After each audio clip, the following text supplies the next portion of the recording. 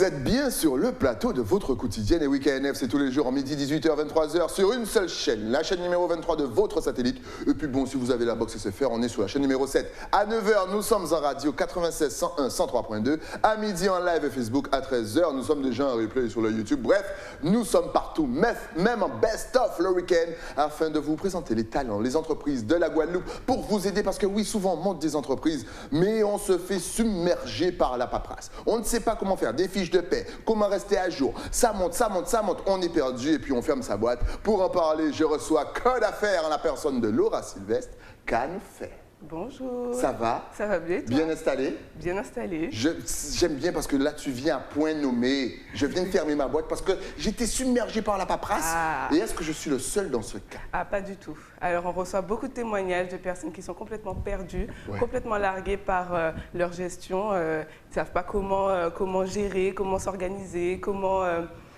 traiter, comment classer, comment archiver. Et à ce moment-là, il faut appel à Code Affaires. Alors, petite question, est-ce que c'est moi ou nous, toutes les personnes qui font appel à Code Affaires, qui sommes totalement nuls, ou est-ce qu'effectivement le côté paperasse et administratif, c'est un petit peu fait pour les pros et pour celles et ceux qui s'y intéressent? Alors effectivement, il faut quand même avoir un certain intérêt, il faut avoir une petite fibre, on va dire. Hein. Il faut avoir un petit intérêt, savoir un petit peu avoir le nez, sentir. Il faut vraiment s'y intéresser pour pouvoir gérer justement sa gestion, pour pouvoir s'organiser et traiter tout simplement. C'est vraiment un métier. Alors, je pense que tu n'es pas toute seule. Vous êtes à combien à Code Affaires? Code Affaires, combien? Alors, aujourd'hui, on est 3 salariés. OK. Donc, on est une petite entreprise, on s'organise pour pouvoir traiter tous nos clients. Donc, ils sont de plus en plus nombreux, on les remercie. Excellent. Et qui, justement, vient te voir? Est-ce que ce sont de grosses entreprises? Est-ce que ce sont de petites entreprises? Est-ce que c'est même un particulier? Est-ce que c'est le petit artisan, tu sais, qui a commencé à se développer, peut-être à se digitaliser? Il se dit, je suis perdu, il y a trop de trucs qu'il faut remplir et compagnie. Je sais pas, on m'a dit que j'ai droit à une réduction si je vais... Dis-nous tout. Qui vient te voir? Alors, effectivement, nous, on s'occupe de la gestion administrative des professionnels. Donc, pas de particuliers. En revanche, peu importe le professionnel. Donc, que ce soit l'artisan qui vient tout juste de créer son entreprise, alors ça peut être aussi des personnes qui n'ont pas encore créé, puisqu'on fait aussi les formalités de création. D'accord. Donc, que ce soit l'artisan qui vient de créer, la personne qui veut créer, ou alors une entreprise qui a une plus grosse société et qui souhaite externaliser parce que après, il faut voir, hein, c'est quelque chose qu'on fait avec les professionnels justement, on les accompagne à voir qu'est-ce qui est plus avantageux pour eux au niveau du budget, de leur budget. Parfois, c'est plus avantageux d'externaliser le secrétariat. Alors, qu'est-ce qui est, je dirais, quels sont les premiers pièges qu'il faut éviter justement pour ne pas se laisser justement submerger par la paperasse et le côté administratif? Alors, voilà, je sens que là, tu vas te donner une belle petite réponse. Alors, ce qui revient souvent, c'est que... Alors, effectivement, ce qui revient souvent, donc, c'est dès le départ. En fait, dès le départ, il faut pas attendre, en fait. Tout ce qui est paperasse, tout ce qui est démarche, il ne faut pas attendre. Dès le départ, il faut commencer... Dès le départ, c'est quoi? C'est les premiers jours ou le premier mois? C'est les premiers jours. Okay. Dès qu'il y a des papiers, dès qu'il y a des démarches, dès qu'il y a quelque chose à faire, un devis, une facture, on commence, on s'y met directement. Et surtout, on note toutes ces tâches. Ça, c'est super important. Ça, c'est moi, je ne le fais pas. Noter toutes ces tâches. Il faut noter toutes ces tâches. Et il faut anticiper aussi les tâches qui viennent après. Donc, quand on a fini une tâche, on anticipe la tâche suivante. On l'écrit, on la note, même si c'est pour dans 2 mois ou dans 3 mois. Comme ça, on n'est plus en retard sur aucune démarche. Ok, donc déjà noter et ne pas laisser tomber. Dès que vous recevez quelque chose, ouvrez, classez et compagnie. Est-ce qu'il y a encore un deuxième piège qu'il faut éviter? Alors, oui, il y en a plein, je suppose, mais pour le reste, vous irez voir Code Affaires directement. Voilà, exactement. Mais est-ce que tu peux nous donner en gros, voilà, les 2, 3, 4, 5, 6 pièges à éviter? Alors, 3, 4, 5, 6 pièges à éviter. Donc, effectivement, tout noter. Ouais. Donc, il faut bien sûr avoir un calendrier à jour. Il faut bien sûr déjà savoir dans quoi on s'embarque avant de commencer. C'est bien aussi de savoir dans quoi on s'embarque. Il faut aussi s'informer de tout ce qui existe comme type de structure, par exemple. Parfois, il y a des formes juridiques qui sont plus adaptées que d'autres pour son activité. À ce moment-là, il faut s'informer. Il faut être curieux aussi. Il faut un petit peu mettre le nez dedans. Il faut un petit peu mettre le nez dedans. Et oui, elles ne vont pas tout faire pour vous non plus. Alors justement, qu'est-ce que vous proposez? Est-ce que vous donnez un coup de main au début et puis après, bon, vous laissez la personne un petit peu s'envoler avec, voilà, tu sais, l'expression, vous avez complété? Ou est-ce que vous faites un suivi toute la durée, je dirais, de vie de l'entreprise, voire sur le long terme, limite, vous devenez les meilleurs amis de chefs d'entreprise. Alors oui, c'est tout à fait possible. Donc ça dépend du cas de figure, hein, ça dépend de la personne qui est en face de nous. Mais nous, notre priorité, c'est d'accompagner le chef d'entreprise de la création jusqu'à cessation. L'envol. Ou alors voilà.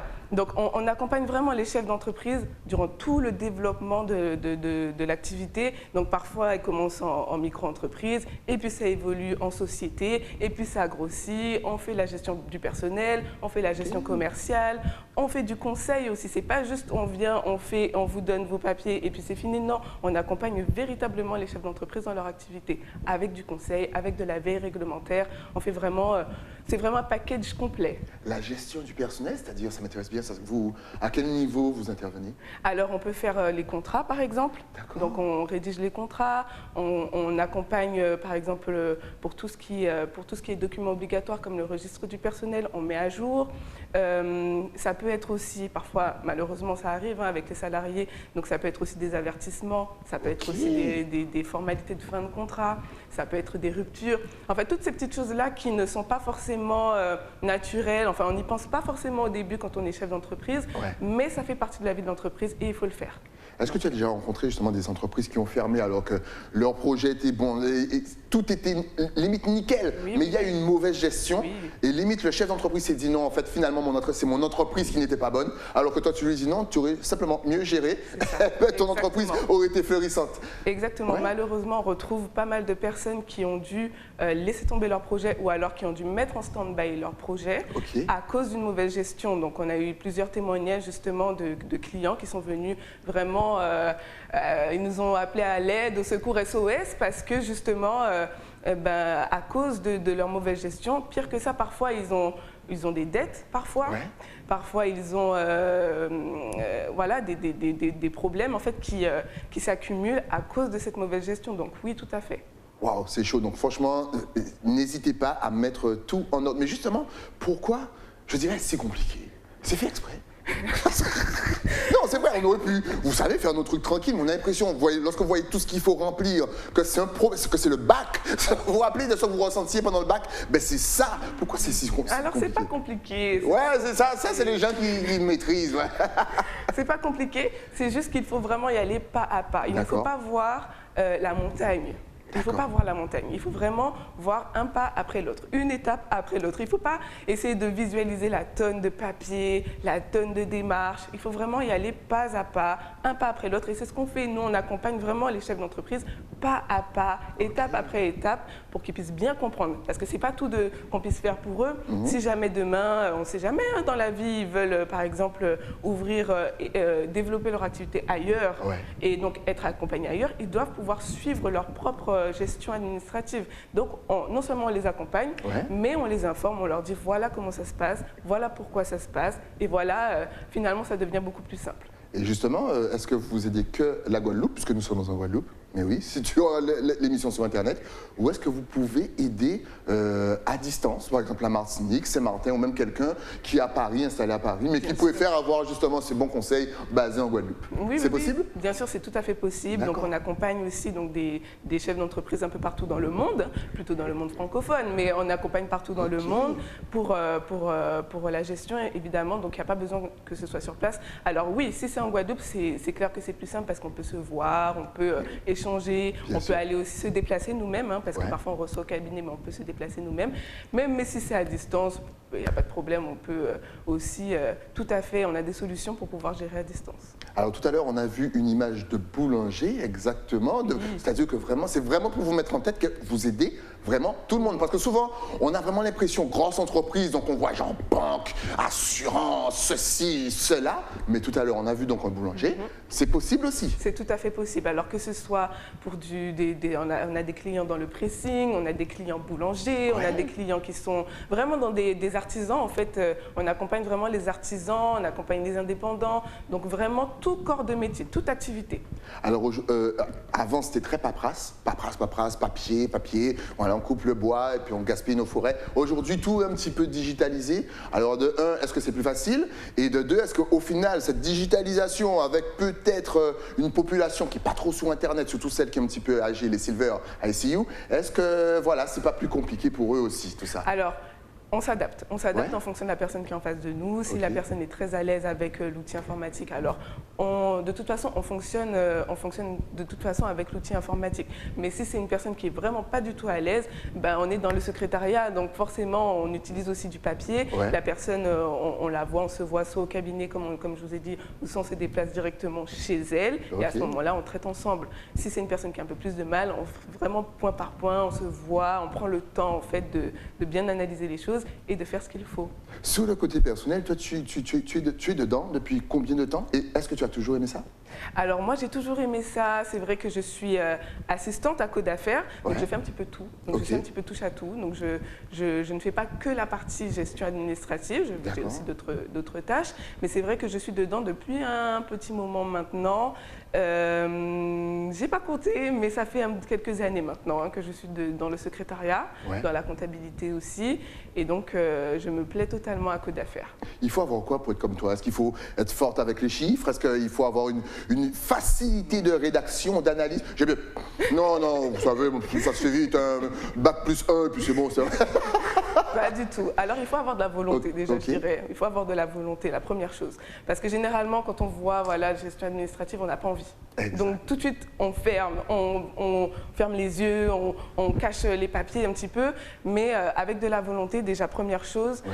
Un petit peu de courage aussi. Il faut un petit peu se bouger. Hein. Il faut être un peu courageux. Et puis après, tout s'apprend. Tout s'apprend. Voilà. Non, vous voyez, un petit peu de courage. Les jeunes, si vous voulez devenir comme Laura, du courage, de la volonté, de la détermination. On va rappeler encore une fois, on va rabâcher quels sont, je dirais, les secteurs dans lesquels justement Code Affaires peut aider une entreprise. Alors, on est dans la gestion administrative pure, dans le secrétariat pur, le secrétariat courant. Donc on dit gestion administrative, on va encore une fois rappeler. C'est important de rabâcher. Qu'est-ce Oui. que la gestion administrative? Alors la gestion administrative, c'est toutes les démarches liées à l'entreprise. Donc les démarches courantes, en fait, ça va dépendre du secteur d'activité.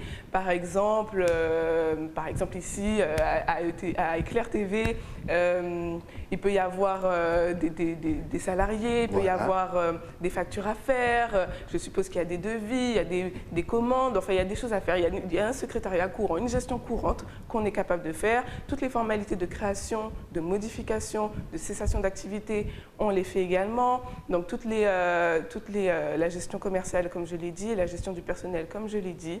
Donc voilà en gros ce qu'on est capable de faire aujourd'hui. Et on se développe.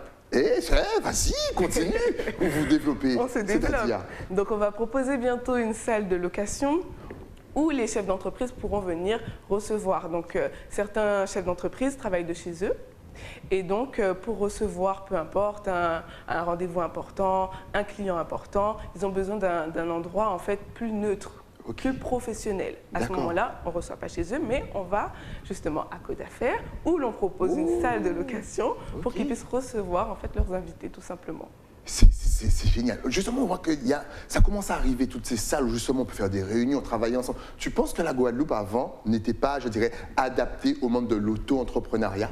Que justement, les gens ne savaient pas trop où aller, ne savaient pas comment gérer, ne savaient pas justement où se retrouver, faire leur réseautage. Tu penses qu'on n'était pas genre en mode 2.0 encore? Oui, peut-être éventuellement qu'il n'y avait pas assez d'offres en fait sur Ouais. le marché. Donc c'est vrai que ça se développe depuis quelques années maintenant. L'entrepreneuriat en Guadeloupe, il y a beaucoup de communication dessus, il y a beaucoup de choses qui se mettent en place aujourd'hui. Et justement, nous, on est là aussi pour accompagner. Je pense quand même que ça se développe, c'est vrai, au fur et à mesure. Et puis, on a les clés, on a tout ce qu'il faut pour pouvoir réussir aujourd'hui en Guadeloupe. Justement, toi qui travailles avec des chefs d'entreprise, est-ce que tu peux donner un petit conseil à nos jeunes chefs d'entreprise, voire à nos anciens aussi qui peuvent changer de métier? On ne sait jamais, vous pouvez, même à 50, 60 ans. Vous voyez comme elle dit oui. Est-ce que tu as un petit conseil justement à leur donner là comme ça? N'ayez pas peur, foncez. N'ayez pas peur, foncez, donnez-vous les moyens, soyez un petit peu, comme on dit, avenant, un petit peu ambitieux. Il faut un petit peu sortir de notre petite zone de confort. On est bien assis tranquillement, on a la plage, on a tout ce qu'il faut. On est un petit peu trop confortable. Osons voir grand aussi, osons rêver, osons avoir de l'ambition tout simplement. C'est ça que je pourrais dire à la jeunesse aujourd'hui. Voilà, vous entendez le message, elle nous motive comme jamais. Donc justement, si on veut appeler Code Affaires, voilà, pour avoir parlé plus amplement avec vous, Oui. peut-être aussi, voilà, pourquoi pas, venir vous voir. Est-ce que vous êtes connecté sur Instagram, Twitter, un site internet, Snapchat, un numéro de compte bancaire? En tout cas, tu connais la chanson, la caméra est juste là, tout ça va s'afficher. Vas-y. Alors oui, donc vous pouvez nous retrouver sur Facebook, Instagram, vous pouvez nous contacter par téléphone, donc tout s'affiche, code affaires comme vous le voyez affiché, KHOD'_AFAYR. Un numéro de téléphone aussi pour nous contacter, le 06 90 24 49 14 ou le 06 90 32 49 14. Vous pouvez aussi nous retrouver sur Instagram, donc code affaires tout attaché, KHOD'_AFAYR. Elle a tout dit. Franchement, elle a dit mieux que moi. Celles et ceux qui écoutent à la radio à 9 h, je vous rappelle qu'on est aussi en radio, vous devez être super contents. Ça change de moi et de ma vieille voix. En tout cas, pourquoi vous avez écrit Code d'affaires comme ça?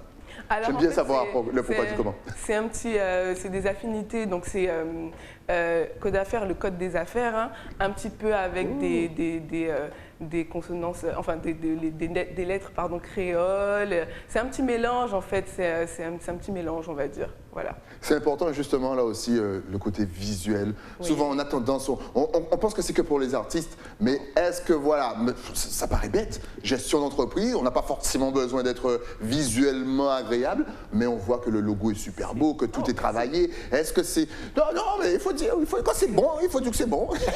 Est-ce que c'est important? Ah oui, ouais. Je dirais même... C'est plus qu'important, ça fait partie des bases aussi. Quand on veut fonder une entreprise, il faut avoir une image de marque. Il faut aussi se donner une image de marque, il faut vendre en fait, il faut savoir donner envie aux potentiels clients de venir chez nous. Et pourquoi ils viendraient chez nous plutôt qu'ailleurs? Ça passe aussi par l'image de marque. Et c'est la première, en fait c'est notre vitrine tout simplement. Donc c'est la première chose que le client voit, donc c'est super important. Petite question au niveau administratif, ça c'est pour vous qui n'avez pas encore l'argent pour appeler Code d'affaires, mais vous économisez pour. Quels sont lorsqu'on a une entreprise, les logiciels indispensables pour pouvoir essayer de faire, tu sais, de s'organiser au niveau, voilà, de tout ce que tu sais. Dès que je te fais ça, j'aime bien toi, parce que tu comprends tout de suite là où je veux aller. Je te laisse parler, c'est ton émission. Alors, ce que je conseillerais, donc ce serait effectivement, ce serait un logiciel déjà de comptabilité. Ouais. Pour suivre sa comptabilité. Après, bon, ça dépend de la forme juridique. Hein. Okay. Il y a par exemple, les micro-entrepreneurs qui ont une comptabilité beaucoup plus light, on va dire. Donc c'est vrai qu'il faut avoir en tout cas un suivi du chiffre d'affaires de toute façon. Et il faut aussi avoir un logiciel aussi pour pouvoir aussi s'organiser. Donc, bon, après, ce n'est pas forcément un logiciel, mais de la forme que vous voulez, ça peut être sur votre téléphone, mais je conseille quand même d'avoir un petit logiciel, je ne sais pas si je peux dire le nom, mais du type organisateur de tâches, en fait, gestionnaire de tâches, comme ça qu'on peut les trouver.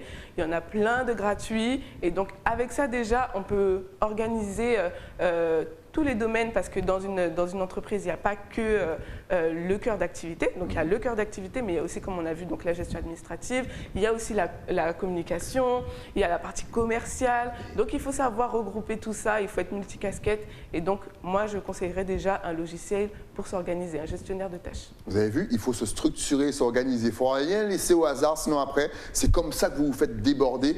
Vous avez qu'à taper, franchement, elle a tout dit. Vous tapez sur Google, logiciel gestionnaire de tâches, vous allez trouver plein de logiciels gratuits. Pour le début, ça peut vous aider pour la suite. Code d'affaires. Justement, tu as parlé d'une petite partie communication. Vous travaillez aussi sur la communication? Oui, bien sûr. Alors, on établit aussi des stratégies. On est capable d'établir des stratégies avec nos clients, donc des stratégies marketing, communication. Donc, on est capable en fait de leur proposer des solutions, des outils, donc pour leur communication. C'est génial, par exemple.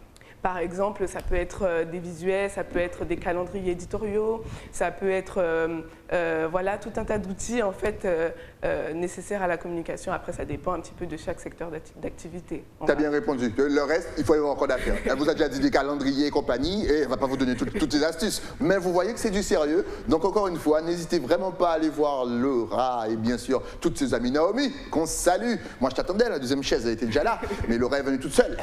En tout cas, encore une fois, on vous rappelle, Code d'affaires, les adresses, si vous n'avez pas vu les adresses, vous savez quoi faire, 13h, YouTube, tout est noté. Si tu avais un tout dernier message à nous faire passer à la Guadeloupe, à la Martinique, à la Guyane, à Saint-Martin, bien entendu, à Haïti, à la Dominique, voilà, ta caméra est juste en face de toi. Alors, un message à toutes ces personnes. Donc effectivement, nous sommes ouverts, n'hésitez pas à nous contacter, n'hésitez pas à venir nous rejoindre. Nous savons que c'est difficile en tant que chef d'entreprise de tout gérer. Vous êtes multicasquette, on est là pour vous accompagner. N'hésitez surtout pas à nous contacter.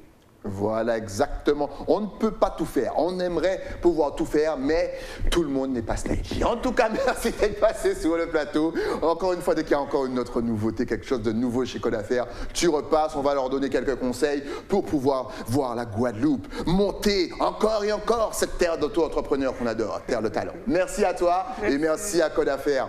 Nous, on se retrouve avec un nouvel invité, mais ça, c'est après quoi? Après la pub. À tout de suite.